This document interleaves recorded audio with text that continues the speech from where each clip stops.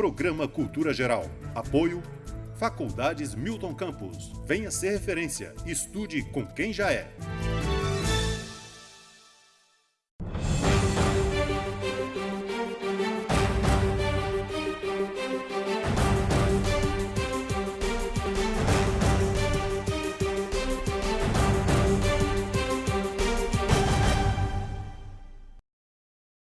Muito boa tarde, começando agora mais um programa Cultura Geral. Hoje a gente vai tratar, abrindo a semana, nós vamos tratar dos aspectos da adoção, os aspectos psicológicos aí que influenciam a adoção, especialmente a adoção de adultos, já de crianças mais adultas, mais velhas, E vamos também tratar aqui um pouquinho do sistema de compliance aí.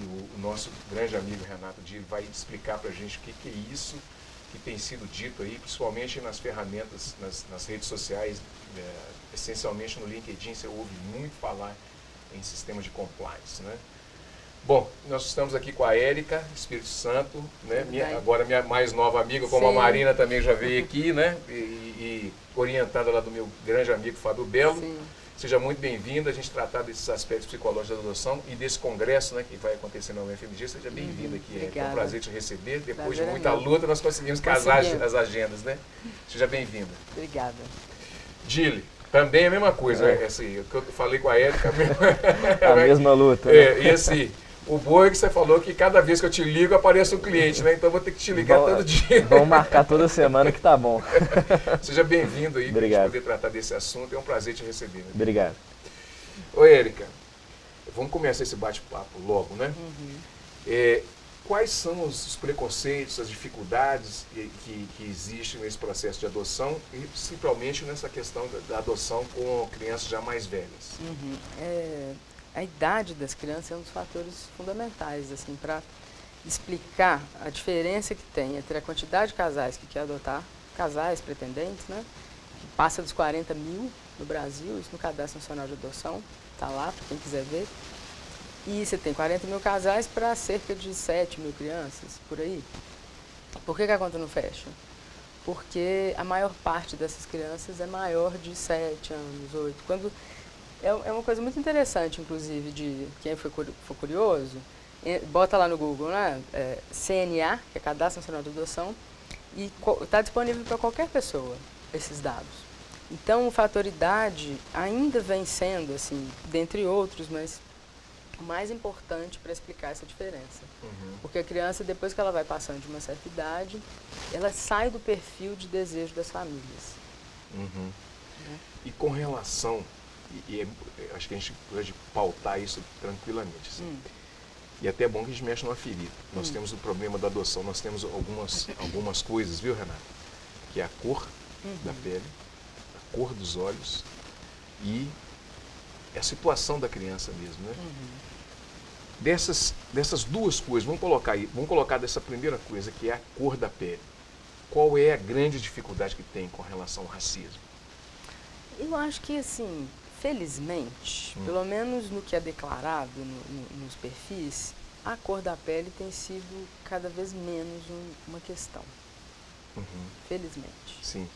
Mas ainda é muito difícil encontrar família para crianças que estão um pouquinho fora de um certo padrão de comportamento. Crianças que já viveram situações de abuso sexual. Crianças que têm muitos irmãos ou que têm qualquer questão de saúde que aponte para um prognóstico, digamos, que dê um pouco mais de trabalho. Ou seja, qualquer criança que saia um pouquinho do imaginário, de uma criança saudável, que pode ir para a escola, que vai dar tudo certo, ela acaba encontrando mais dificuldade de ter família que se interesse por ela. Tem aí um dedo de objetificação da criança? O desejo objetificado ali de ter uma criança muito parecida ali com os anseios. Essas feridas, que eu sou meio... Mas aí eu tenho uma posição um pouco no meio do caminho. Por quê? Eu não acho que a adoção tem que servir de brado salvador, como se os casais que se propõem a adotar tivessem que partir de um lugar diferente dos casais todos que querem ter um filho. Entende? Não acho que porque a pessoa quer adotar, ela tem que estar disposta a tudo, ela tem que saber os seus limites. quanto mais, porque eu estou muito preocupada, uma coisa que me preocupa bastante é a questão da devolução das crianças, da desistência. Então, quanto mais um casal ou um pretendente tiver consciência do limite, tipo, eu não daria conta de adotar uma criança de uma cor diferente da minha. Eu não daria conta de adotar uma criança que tivesse mais de tantos anos de idade. Quanto mais ela tiver noção desse limite, menor a probabilidade, claro que essa coisa de probabilidade de psicologia é difícil, mas assim, menor a probabilidade que depois ela desista da criança e retraumatize, porque é uma conta muito delicada de fazer. Sim. É sério. Então, assim, o que eu estava dizendo é que eu também não acho que as pessoas elas têm que estarem completamente dispostas a tudo. Porque igual toda filiação, você vai se deparar com seus limites, com um monte de dedicação, com coisas que você não estava imaginando. Então, assim, é um desejo de ter um filho. E a família precisa saber que criança que cabe no seu desejo, para que isso não venha posteriormente se tornar um novo abandono. As crianças já são maltratadas demais da conta. E esse é um outro aspecto que eu queria ter com você. Onde é que a violência entra nesse contexto todo? É uma coisa monumental, porque assim, eu estou falando dos casos dentro da lei, da adoção ali, né, tudo certinho. Principalmente o meu campo de trabalho, que é a adoção internacional. Para uma criança chegar a ser destituída do poder familiar, Pode não sei se eu continuar. estou falando os termos do Não, direito com certeza, certinho, está certinho. mas para ela chegar nesse ponto, porque a adoção ela é a exceção, né? Ela tem que ter passado por todo um caminho. Para uma criança chegar a ser, né, vamos dizer, para a vizinhança, chegar a requisitar, por exemplo, um conselho tutelar ir lá, fazer todas as tentativas até tirar essa criança da família, ela ir para um abrigo, a família poder se recuperar. Aí passou muito tempo, para a criança estar disponível para a adoção, você vê nesse caminho, tanto de coisa tem que ter acontecido. Para ir para a adoção internacional, então, muitas vezes já teve uma tentativa ou duas de adoção nacional que não deu certo. Então, a gente não pode correr o risco de que uma família não esteja muito disposta mesmo a adotar, sabe? Por isso que eu falo desse meio do caminho. Rola muito medo nessa relação toda, assim? Medo da pessoa adotar e não dar certo. Isso fica muito aparente nesse processo todo de adoção? Bom, as adoções, né, elas têm sido cada vez mais, pelo menos aqui em Belo Horizonte, né, vamos fechar um pouco, aqui em Belo Horizonte é ótimo, a gente está em Nova Lima, ali em Belo Horizonte... Já está tudo conurbado, já está... Né? Bom, você tenta cada vez mais preparar essas famílias, preparar esses casais. Aí tem gente que fala assim, não, mas quando a pessoa vai ter filho, ela não se prepara. Não sei se vai, não. Eu acho que sim. Sim. Pelo menos as pessoas que eu conheço, elas se preparam muito para ter filho, né? Bom, salvo os casos acidentais, que são meio sem querer e tudo, mas as pessoas se preparam, elas arrumam a casa, elas se preparam financeiramente. Tem algumas que vão fazer análise, vão conversar com os próprios pais, entender ali, sabe? É uma preparação longa. Para adoção, então, as pessoas têm que estar preparadas para receber uma criança que já tem uma história. Não pode querer que a criança encaixe no seu desejo, no seu molde. Né? Uma criança que vem de um outro universo, que ela esteja completamente preparada para encaixar ali num universo diferente. Ela precisa de um tempo de adaptação, ela precisa de ter muito carinho, um carinho incondicional. Né? Isso não pode estar condicionado a ela ser X ou Y ou Z de acordo com o imaginário da família.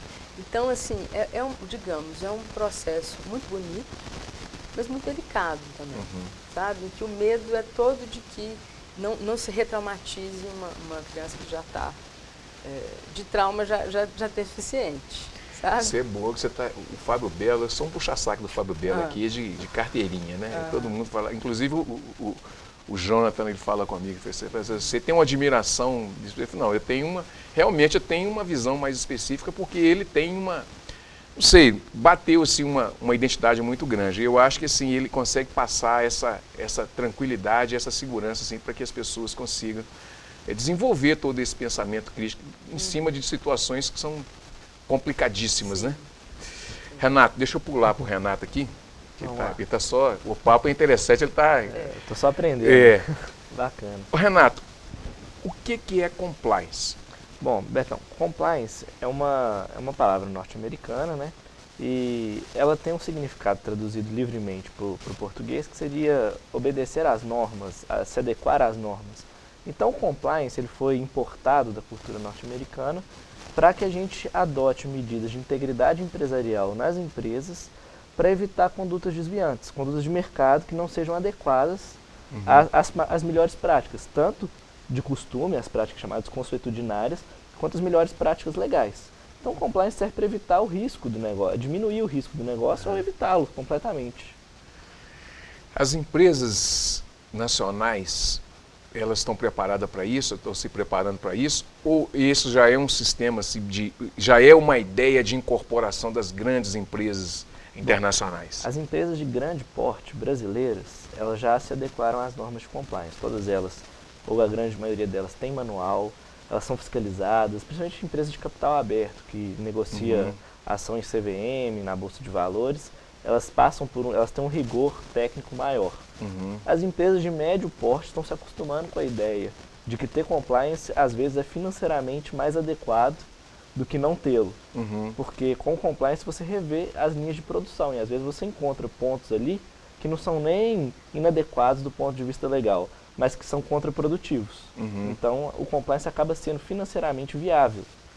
As empresas estão aprendendo isso, mas infelizmente a conscientização que a gente vê hoje ainda tem esse quê mais de financeiro do que uma ideia mais de eu estou aprendendo que fazer as coisas erradas, de que sair na capa do Fantástico, sair na capa, né, dos jornais não é o adequado. O ideal é que eu tenha práticas de conduta ética no mercado para evitar esse tipo de exposição indevida. Como é que trabalha isso, por exemplo, no processo de formação? A formação da educação, vamos pegar um modelo, o Sebrae, por exemplo, que já começa a trabalhar esses executivos já desde lá do sistema médio, né? Claro. Eu acredito que, primeiramente, o mais importante é quebrar a ideia de que no Brasil, por exemplo, só como exemplo, você tem que sonegar para sobreviver. Você não pode pagar todas as verbas trabalhistas, porque senão você não consegue manter o seu negócio. Não, o cara está me pedindo um dinheirinho aqui para eu organizar uma certa situação operacional que eu preciso, e se eu não pagar, o Brasil não vai para frente, eu não consigo organizar. Então eu dou uma bolinha aqui, mas é pouca coisa, ninguém fica sabendo. Esses pequenos atos, que a gente chama de pequenos atos de corrupção, no montante, no geral, eles são relevantes, porque eles quebram a confiança no sistema. Então, à medida que o pequeno e o médio não cumprem as regras, isso gera um efeito sistêmico tão grande que acaba que todo o mercado se regula, o mercado sempre encontra o equilíbrio, se regula com base nessa própria desconfiança do próprio mercado. Isso é muito lesivo. Sim. E à medida que a gente vai mudando isso, acaba sendo financeiramente interessante e acaba sendo uma possibilidade também do próprio empresário deitar a cabeça no travesseiro sem ter medo da Polícia Federal bater na porta dele, que hoje em dia é uma preocupação vigente.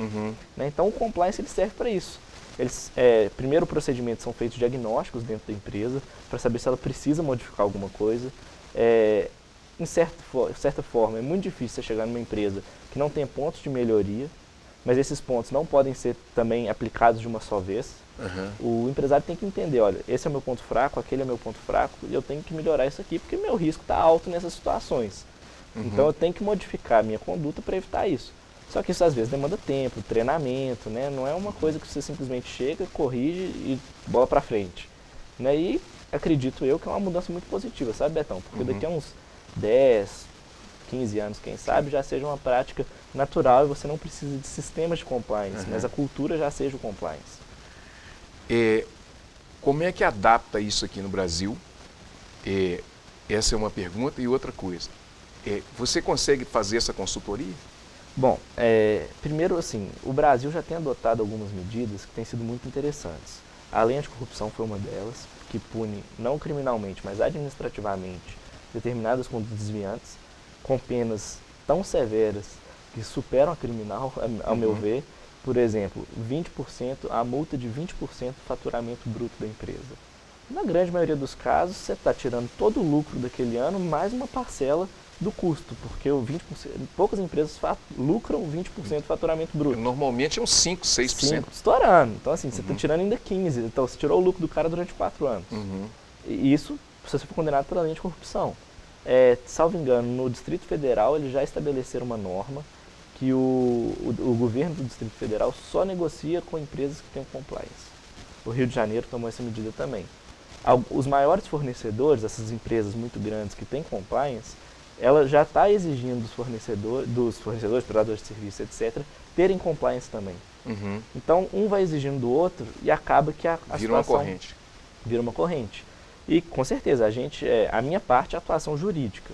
Então, a gente atua na demonstração de onde que está sendo errado e fazendo sugestões, até mesmo cursos, explicando. Porque muitas vezes, Betão, o ato de corrupção, ele é, por incrível que pareça, ele é sem o conhecimento do empresário. Ele acontece, às vezes, por um gerente que tem as metas dele a bater no final do mês e ele precisa atingir o objetivo dele e tal, e ele acaba fazendo alguma coisa sem que o dono da empresa saiba para atingir os resultados. Tem casos que o dono da empresa sabe, é diferente. Mas em muitos casos isso acontece. Muitas vezes, por falta de treinamento, o próprio funcionário não sabe que o que ele está fazendo é um crime. Então, às vezes ele dá um brinde para um funcionário público porque é um ato negocial, uma atitude de comércio. Né? Paga um jantar num restaurante mais caro, dá um vinho mais caro, um uísque. Isso são atitudes normais na iniciativa privada, mas que não podem ser trazidas para o âmbito público. Então, às vezes, é falta de conhecimento. A atuação, né, da advocacia nesse ponto é mostrar para o empresário que isso é uma atitude de risco, que isso é uma atitude que pode ser interpretada como uma atitude, né, delituosa. Além disso, isso eu falo do compliance criminal, que é a minha área principal, mas tem também o compliance fiscal, o compliance trabalhista, que mostra analogicamente as mesmas falhas, só que do ponto de vista fiscal, do ponto de vista trabalhista. E a atuação da advocacia não é implantar essas mudanças, mas organizar e demonstrar onde que está acontecendo e sugerir mudanças. Se o empresário vai adotá-las ou não, é o problema do empresário com a sua consciência e com a sociedade. Mas é o papel do advogado mostrar e instruir mesmo, olha, aqui está errado e aqui está certo. Como é que isso se regula no mercado e como é que você adapta toda essa situação de forma que o CEO, ou que o executivo, ou o dono da empresa, ele tenha consciência que ele precisa de tomar determinado tipo de atitude e acreditar que isso vai funcionar. Porque mesmo que você, com a sua consultoria, tem que mexer aqui, tal, na visão macro, ele sabe que em mexer em determinados pontos tem muita sensibilidade, né? Porque quando você trabalha aí com margem de lucro de 5% ao ano, você vê que se você mexer errado na engrenagem, já era, né? Não, com certeza, Betão. Assim, primeiramente, não é possível estabelecer mudanças radicais.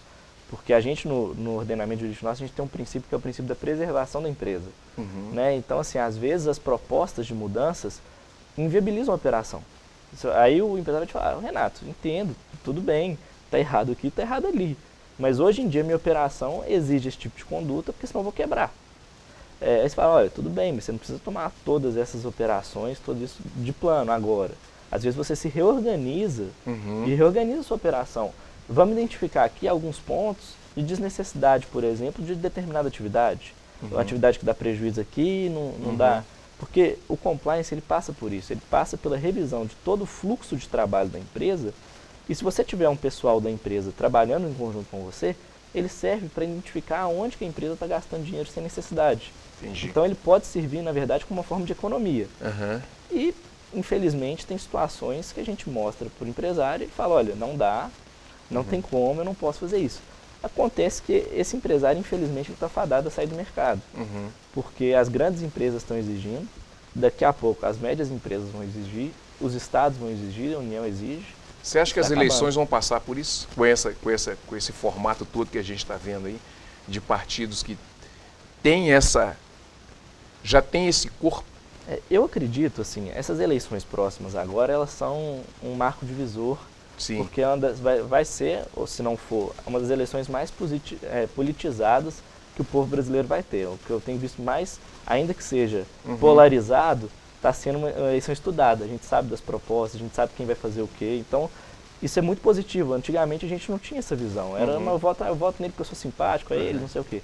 E isso ajuda muito ao compliance. A gente tem uma tendência no direito brasileiro a expandir a punição. Isso é psicanalítico, acredito eu, mas tem uma tendência de expansão da punição. A gente acredita, como sociedade, que quanto mais eu punir, menos crime tem. Essa equação não está muito certa, não é assim. Né? Quanto mais eu Em lugar nenhum, né? Em lugar nenhum do mundo funcionou isso, mas é a nossa imagem, é a nossa ideia. E o compliance passa muito pela punição, pelo medo da punição. Então, assim, o empresário, ele vai começar, e já está sendo, muito criminalizado. As suas condutas são levadas para o crime. Ele é exposto em rede social, ele é exposto na mídia. Então, essa situação ela vai gerando um certo grau de conscientização que, por um lado, é positivo, essas punições, etc.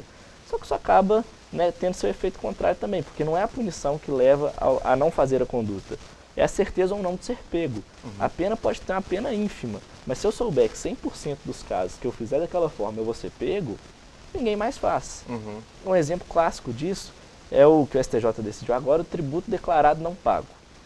O STJ decidiu que o ICMS declarado e não pago é crime, é apropriação indébita tributária. E fazendo uma analogia bem rapidinha, é o seguinte: eu tenho um patrimônio que era do Estado. E, na verdade, quem pagou foi o consumidor. Eu estou com ele só para repassar para o Estado. Se eu declaro que eu estou com esse dinheiro e não pago, o STJ decidiu que é crime. Mas o que isso acaba por gerar? Isso é uma punição maior de uma conduta, desviante, evidentemente. Mas sempre o empresário, sempre que ele declara o tributo, a autuação fiscal é automática.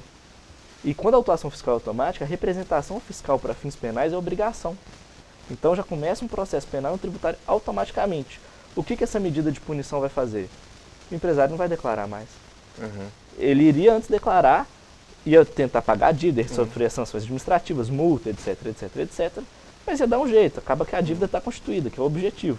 Mas quando você criminalizou, você puniu mais, o empresário vai fazer o quê? Olha, se eu declarar, eu vou ser criminalizado e autuado fiscalmente. Se eu não declarar, eu corro o risco de ser ou não. Qual que é a decisão que ele vai tomar? Então, assim, a gente está numa situação que a gente está com uma ideia de que punir mais evita que o crime aconteça, e não é isso.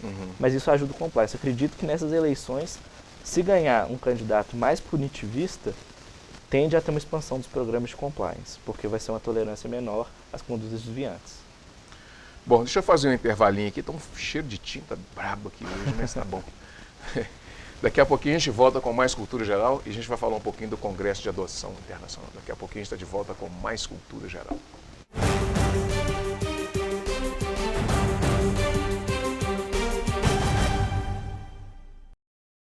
Programa Cultura Geral. Apoio Faculdades Milton Campos. Venha ser referência. Estude com quem já é.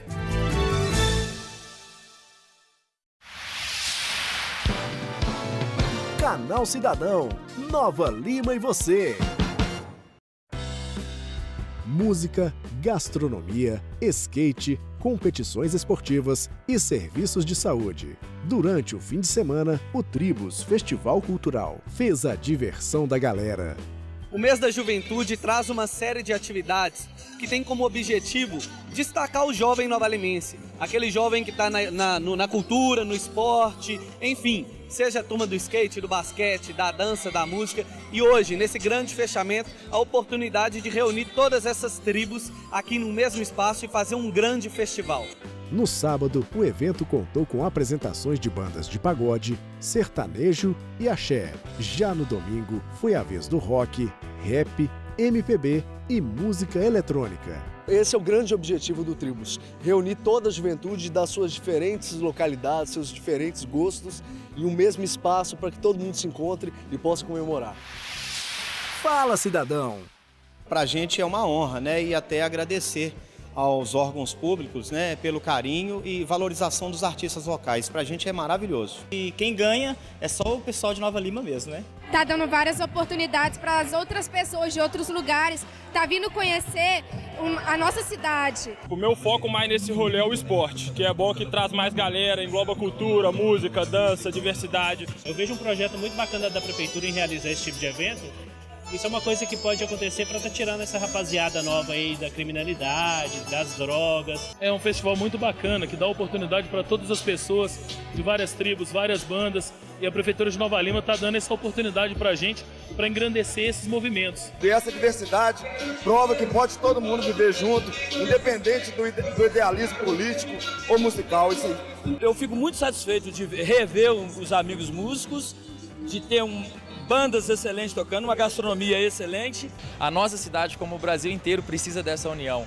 E a gente se sente muito feliz por poder participar, por poder levar alegria para as pessoas, sentir a alegria delas de volta, isso é uma honra.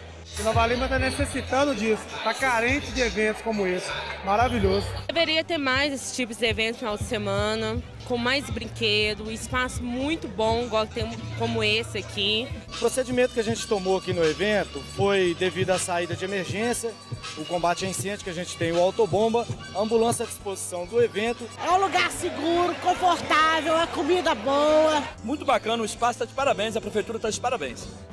Saiba mais sobre as ações da Prefeitura em nosso site www.novalima.mg.gov.br, nas redes sociais Prefeitura de Nova Lima Oficial e no jornal A Cidade.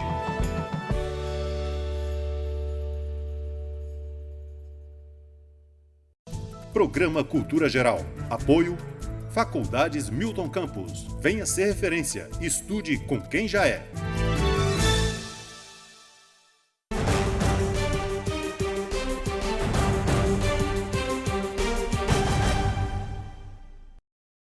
Bom, voltando com Cultura Geral, Érica, vamos falar um pouquinho desse congresso? Vamos. Conta pra gente um pouquinho desse congresso, que o Fábio Belo está nos acompanhando. Se eu não falar do congresso, você vai puxar minha orelha. Sim, o Fábio Belo é professor lá da psicologia, né? Que todos os anos organiza um congresso de psicanálise, direito e literatura. Esse ano, então esse congresso é o seguinte, sempre tem um livro que puxa um tema, e esse ano a gente fez um pouquinho o caminho oposto. Primeiro a gente escolheu o tema, depois a gente escolheu o livro. E o tema era adoção. E o livro escolhido não é um livro famoso, mas é uma história muito marcante, assim, muito forte, de uma menina brasileira que foi adotada aos 8 anos de idade por uma família sueca e que agora, aos 30, ela escreve uma autobiografia contando da busca delas origens. Quando ela volta para Belo Horizonte para conhecer a mãe biológica, ela escreve isso tudo num livro. Então a gente pegou esse livro. Bom, a leitura do livro não é obrigatória para participar do congresso, ela é só um carro-chefe, né, que Sim. puxa o tema, e que puxa o tema no sentido amplo. Puxa o tema, porque não tem como você falar de adoção no Brasil sem falar das mazelas que esse país insiste em trazer de volta todo dia, né? Não tem como a gente deixar isso lá atrás, né? Ela volta disfarçada, né? Ela volta, antes fosse disfarçada, né? Às vezes volta pegando fogo na nossa cara e não tem como, né? Assim, e esse assunto da memória, a gente estava aqui conversando sobre isso, né? Às vezes ela até vem pela sua ausência, né? Sim. Às vezes uma coisa que não está lá faz mais efeito do que uma que está. Né? Se a gente pudesse colocar nossas memórias no museu, né? Às vezes faz mais dano se ele pegar fogo do que se ele estiver lá inteirinho para a gente poder ver, né? E aí, eu queria só voltar num ponto. Não, fica à vontade. Que você me fez uma pergunta sobre a cor das crianças, assim, e eu não respondi ela de um jeito completo. E é uma coisa que me incomoda, porque é o seguinte, a questão do racismo, ela não se coloca de uma maneira direta, clara, evidente. Ela se coloca, bom, você tem relatos de famílias que adotam crianças negras em que as pessoas elas vão se dar conta do quão racista é o país quando elas estão com essas crianças já perto delas. Tem até um relato muito bonito de uma professora da UFMG que adotou 2 crianças e é um casal lésbico, né? São 2 mulheres.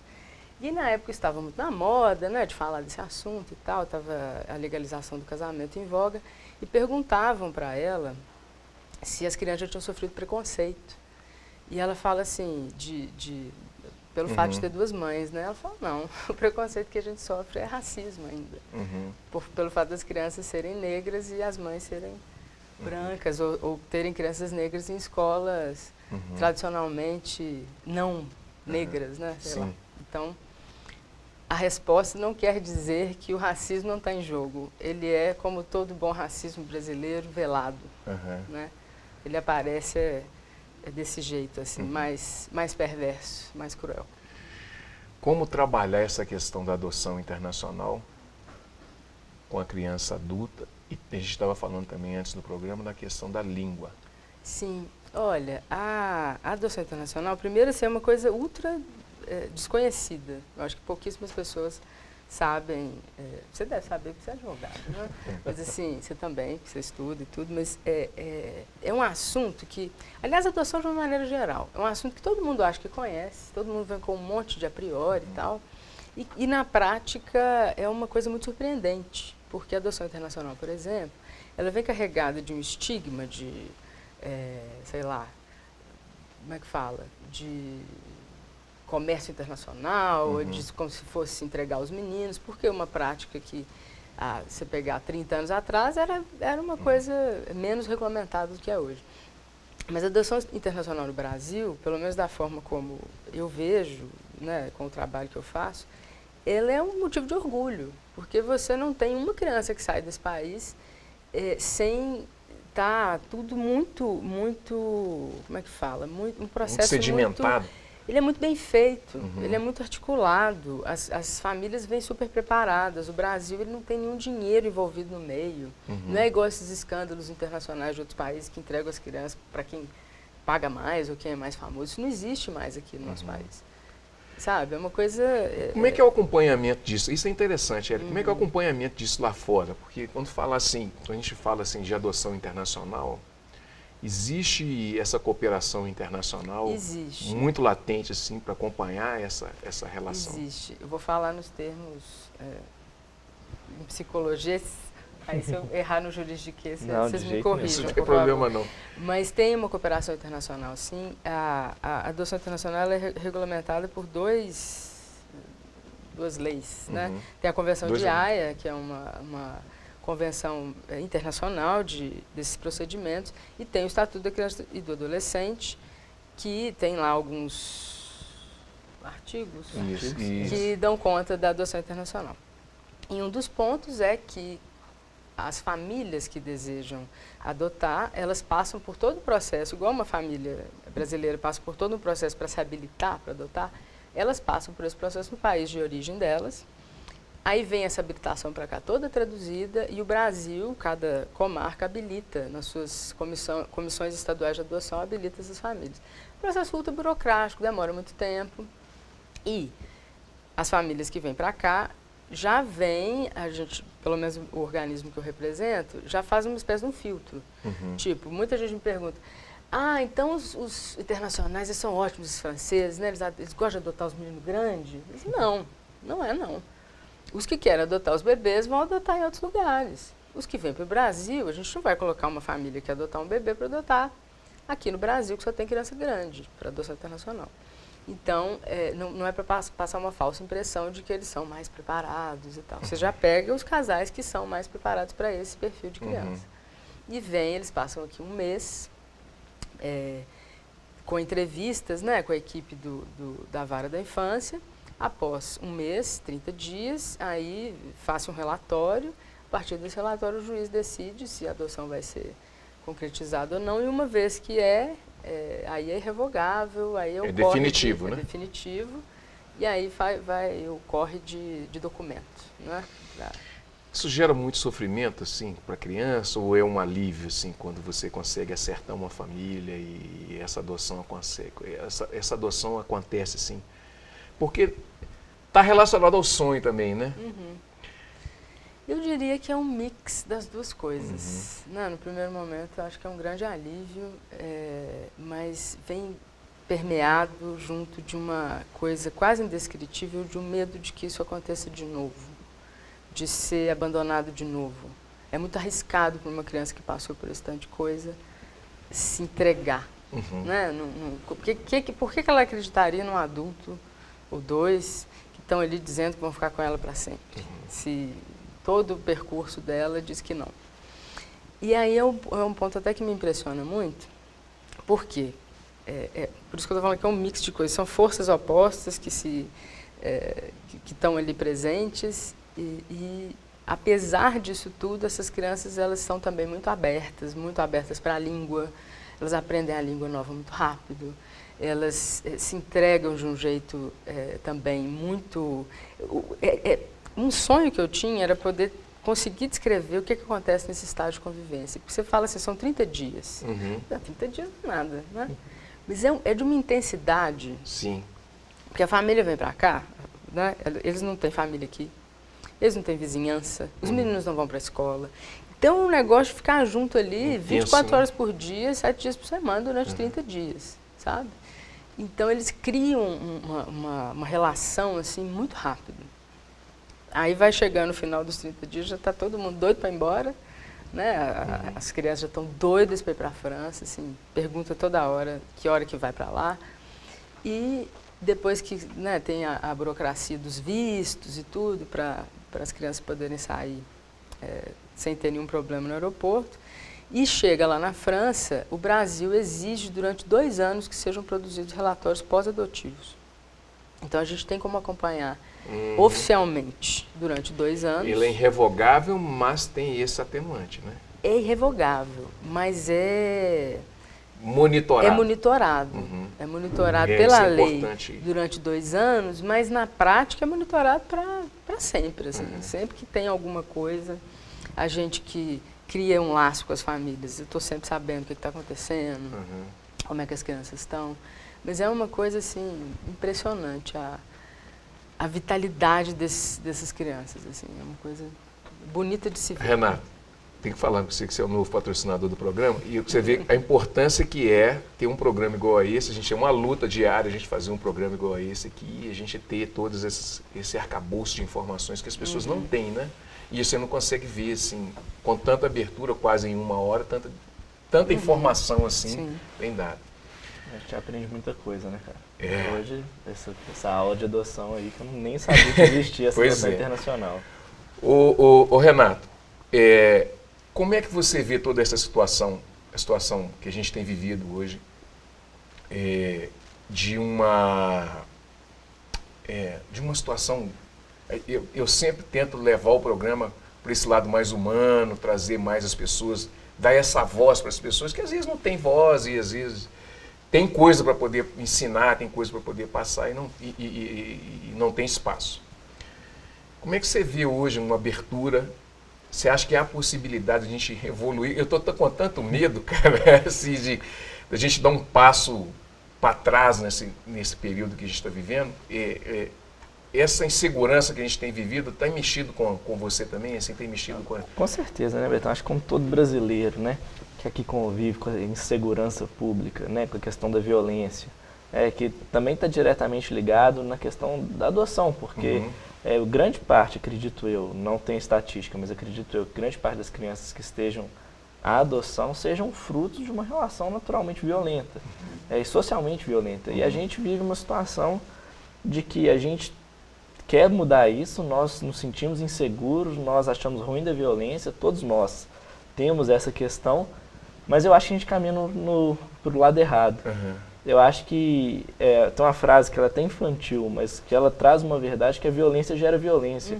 E gera mesmo. Você vê assim, a própria questão prisional, a encarceramento em massa, isso primeiro desampara as famílias. Muitas vezes o provedor dentro de casa é afastado do lar. Isso gera, na verdade, na relação familiar, um ódio ao Estado. A pessoa que ficou fora do meio social, que foi constrita, foi presa, ela vai sair de lá depois de ficar enjaulado. E o termo enjaulado é pejorativo, no caso, até para os animais, porque a situação do presídio é pior. É muito pior. Então, assim, a situação totalmente desumana, ele vai sair pior do que ele entrou. Mas a gente não se importa com isso. Na verdade, o que a gente quer é que sejam presos. O ato da prisão é o suficiente da violência estatal para eu trazer isso para a realidade social e falar assim, não, a polícia cumpre seu dever, o judiciário cumpre seu dever, a sociedade funciona, eu estou prendendo. Eu não estou fazendo aqui uma ode ao final da pena de prisão, nada disso. Eu acho que ela é um meio, que ela é uma profilaxia, ela tem que acontecer. Ela é como se fosse um antibiótico para quem está com uma infecção. Só que ela, na verdade, ela seleciona, ela não cura. Então ela vai matar algumas bactérias ali, mas essas bactérias, as que não foram pegas, vão aprender a não ser pegas. E o que conserta, então? É investimento em educação, é distribuição de renda. Isso é tudo que a gente já fala há muito tempo, mas, por exemplo, a distribuição de renda implicaria numa melhor relação familiar. Não é que o dinheiro esteja atrelado às instituições como a família. Mas no caso, às vezes a mãe trabalha o dia inteiro e a criança não teve oportunidade de conviver com o pai. E a criança fica na rua porque a mãe não tem condição de bancar alguém para ficar lá. E como é que fica a educação dessa criança? E como é que fica a imputação de valores morais para essa criança? E isso tudo faz diferença na criminalidade. Porque o que a gente fala sempre é o seguinte, o poder de polícia não é suficiente para evitar o crime. O poder fiscalizatório não é o suficiente para evitar conduta desviante. Você tem que ter um critério cultural. Não adianta a gente viver achando que quanto mais a gente punir, simplesmente punir, vai gerar a ideia de dever, de que eu sou brasileiro e eu não devo cometer essas condutas porque eu vivo em sociedade. A gente precisa atingir esse nível para a gente resolver o problema da insegurança pública. E me preocupa muito, Betão, porque eu acho que a gente está caminhando só para um lado. A gente está falando assim, não, vamos punir, punir, punir. E não é só isso, a gente tem que voltar para outros lados também. Muito bem, chegamos ao final do Cultura Geral, tá vendo? Não dói nada, é rápido, passa rapidinho, né? Ô, Érica, muito obrigado, foi um prazer te receber, viu? Queria só lembrar que o Fica à Congresso, o vontade. 7º Congresso Nacional de Psicanálise, Direito à Adoção desse ano vai acontecer nos dias 19, 20 e 21 de setembro, lá no campus da UFMG. Procurem saber, tem página no Facebook, é só colocar lá com PDL, que é de Congresso Nacional de Psicanálise, Direito à Adoção. Psicanálise, Direito e Literatura, desculpa. Deixa eu te perguntar uma coisa, a inscrição é fácil, simples de fazer? A inscrição é fácil, é só entrar na página e tem lá inscrições abertas. Mas tem um ponto também, caso a pessoa não queira o certificado, né, que é necessário fazer a inscrição para ter o certificado, a gente entende que um evento desse, uma instituição pública, que é o UFMG, ele é aberto ao público. Quem quiser ir lá assistir o congresso não vai ser barrado na entrada. É só chegar e assistir. Ver a programação, às vezes tem uma palestra que interessa, algum tema que vai lá ver, na quarta, na quinta ou na sexta, é só chegar e assistir, né? Ó, eu tenho que falar aqui, né, gente, que amaram o nosso Museu Nacional, né? Então, mais uma violência contra a nossa cultura. Eu estava lendo em algum site hoje, que é o 10º aparelho público queimado, né? Não se sabe por que e como, né? Vamos descobrir aí ao longo do tempo. Um grande abraço e até amanhã, se Deus quiser, com mais Cultura Geral.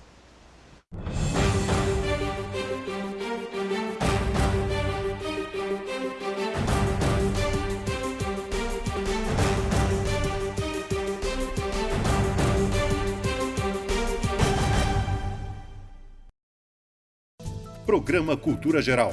Apoio Faculdades Milton Campos. Venha ser referência. Estude com quem já é.